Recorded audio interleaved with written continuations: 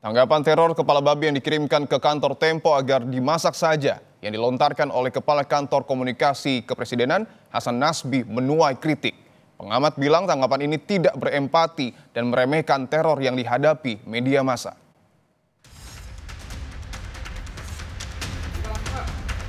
Respons Kepala Kantor Komunikasi Kepresidenan Hasan Nasbi terkait teror bangkai kepala babi kepada jurnalis Tempo menuai kritik dan kegaduhan.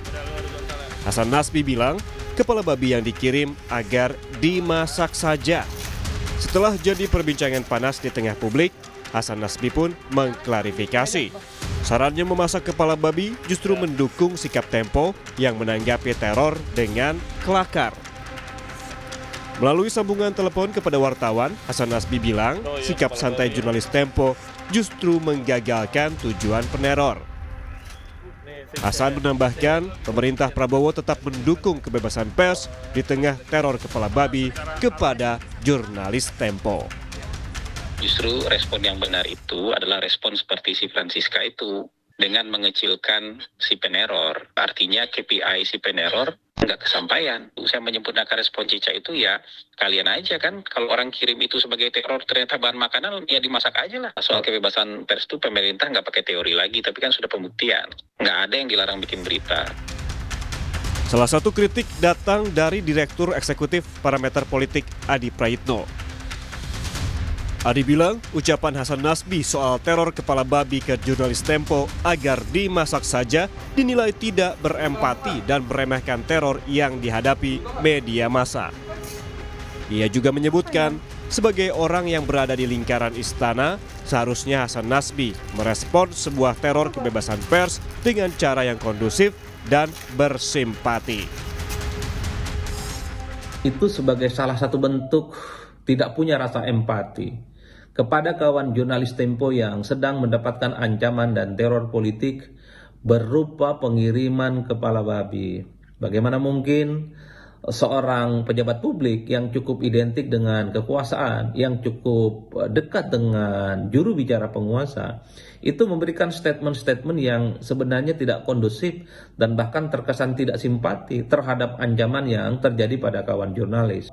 Ini jelas sebagai bentuk meremehkan bagaimana ancaman dan intimidasi politik kepada kebebasan berekspresi dan kebebasan media di masa-masa yang akan datang itu akan semakin terjadi. Sebelumnya, kantor redaksi Tempo dikirimi paket kepala babi pada Rabu 19 Maret lalu. Paket ini dibungkus dalam kotak styrofoam serta plastik dan berbau tak sedap. Paket ini dikirim oleh kurir menggunakan atribut aplikasi pengiriman dan ditujukan ke salah satu jurnalis Tempo, Francisca Kristi Rosana, reporter Desk Politik bocor alus. Tempo tak tinggal diam. Bersama Komite Keselamatan Jurnalis langsung melapor ke Bareskrim Polri. Selain membawa barang bukti, pemimpin redaksi Tempo membawa rekaman CCTV sebagai bukti tambahan. Pihak Tempo menyebut paket kepala babi yang dikirim dinilai sebagai bentuk teror dan pembungkaman terhadap kinerja jurnalistik. Ini bukan peristiwa tunggal. Ini adalah tindakan atau teror yang kesekian kali, mungkin sudah berkali-kali. Ini bukan semata-mata soal temponya gitu loh. Kita ini ya bisa aja, karena kadang-kadang kita pikir sudahlah, nanti besok diteror, nanti besok aman. Tapi rasanya ini masa-masa yang Republik sedang tidak baik-baik saja. Dan rasanya kita yang harus minta perlindungan. Perlindungan bahwa profesi kita ini dilindungi oleh undang-undang. Kita bekerja ini untuk kepentingan publik. Nggak boleh dong main di teror-teror. Kapolri Jenderal Listio Sigit Prabowo menanggapi laporan soal adanya teror kepala babi yang ditujukan ke kantor Tempo.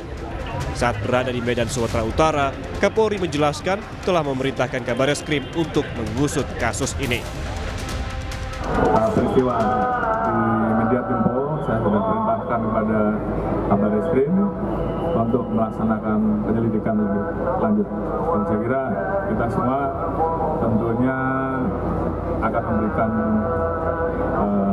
pelayanan yang terbaik untuk bisa menindaklanjuti hal tersebut. Terima kasih.